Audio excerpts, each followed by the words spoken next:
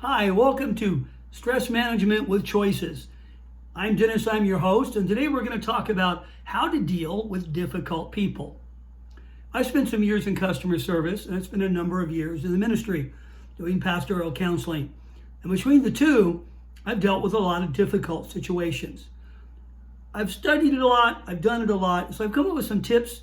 I got some ideas from psychology today and from my own experience, and I think they're worth looking at. So number one, listen. We often don't really listen when someone's talking. We're thinking about what we're going to say. We're not really paying attention. Really listening means more than just our ears. Hearing the words, looking at the body language, listen to the tone of voice, trying to discern where the real passion is, what the most important things are to the person. Really trying to absorb the information they're trying to give you. Next, stay calm. There's an idea in the law that you shouldn't elevate violence. If someone punches you in the nose and you punch them in the nose back, well, that might be justified by law, but if someone punches you in the nose and you blow up their house, you elevated the violence. The calmer you are, the more likely the other person is to calm down. Think of it as a pressure cooker, lots of heat and pressure, and it's getting more and more and more. If you block it up so they can't express it, it's like steam building and it'll blow up. If you become a safety valve and calmly listen to the person until they reach a calmer state, maybe then you can have a real conversation. Don't judge. My father used to say we shouldn't judge, but you can be a fruit inspector.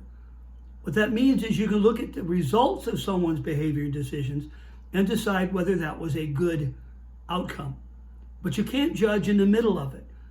You can't know a person's heart or motivations or how a thing will end until it's over. So don't judge. Don't decide you know where a person's coming from. Don't give them negative attributes that you don't know for sure are there. Be respectful.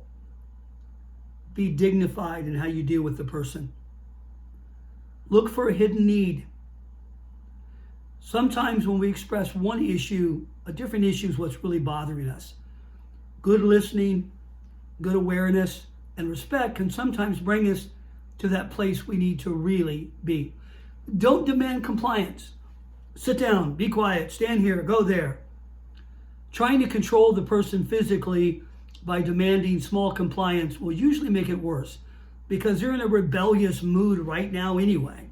You're giving them something to rebel against. They need to pace or stand instead of sit. Invite them nicely, but don't compel compliance. Saying, I understand, usually makes things worse. Even if you do understand, they're not going to know that. They're seeing their situation as being unique to them. And the fact that they're frustrated means they believe that other people don't get what's happening. And the truth is, you may not really understand. I have numerous times in my life had to sit and console the family of a child who's died, for example. I never lost a child. I can't understand what that was like. And I don't pretend to. Instead, I tell them, help me understand. Explain to me what you're feeling and what you're going through. Tell me how you got to this point in your journey. Be open to learning. Let them be the teacher. This will help diffuse their anger. But if you tell them, oh, I understand, I know all about it, you're probably only going to make the situation worse. Be careful about acting defensively. Even if someone's saying some pretty mean things about you, yelling back and defending every little point, fighting every small battle is usually counterproductive. It's better to let them vent, let them calm down, and then deal with the core issues, not with the side issues. Sometimes you have to lose a few battles to win the war. Think about what you're saying and doing. Use strategy. Take care of the situation, but do it in a way that doesn't elevate the violence or the anger. Avoid smiling. Smiling makes it look like not that you're friendly, but that you don't care or you're taking the situation lightly.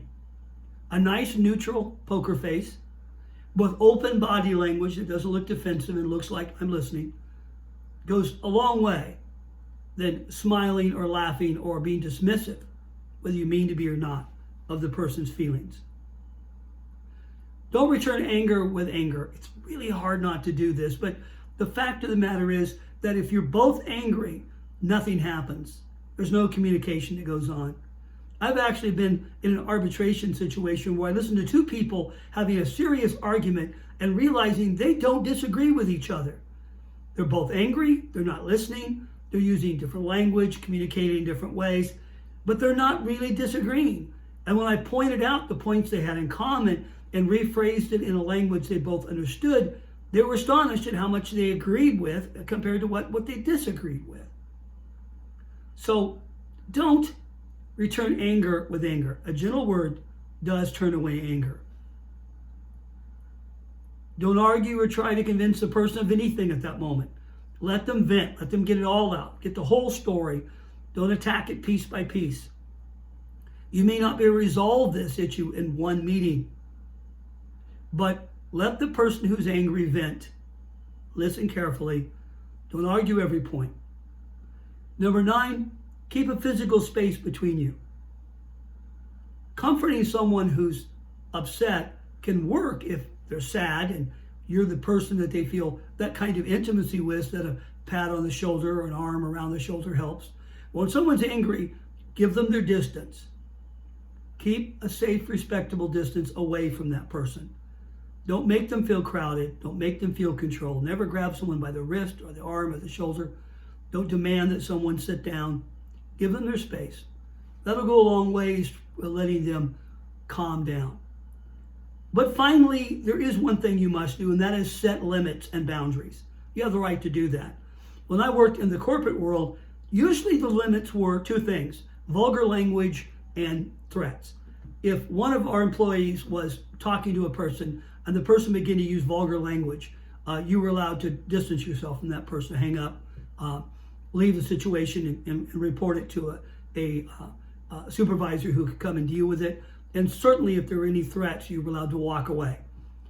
When I deal with people that are that level of angry, I warn them of those boundaries. We can talk. I'm going to listen. I'm here to help you.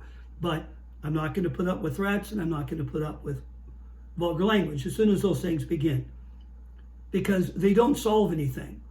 And you have the right to protect yourself emotionally and physically from that kind of danger. So to sum it all up, everyone has to have difficult situations and difficult conversations sometimes. Do your best to make them smooth and easier because you did the right thing. You were calm, you listened, you sincerely tried to resolve the matter. You may not be able to, but at least you won't make it worse. That's your stress management class for today. Hope you enjoyed it. Tune in again. I'm Dennis. I'm your host. Choices, Stress Management. Thank you very much.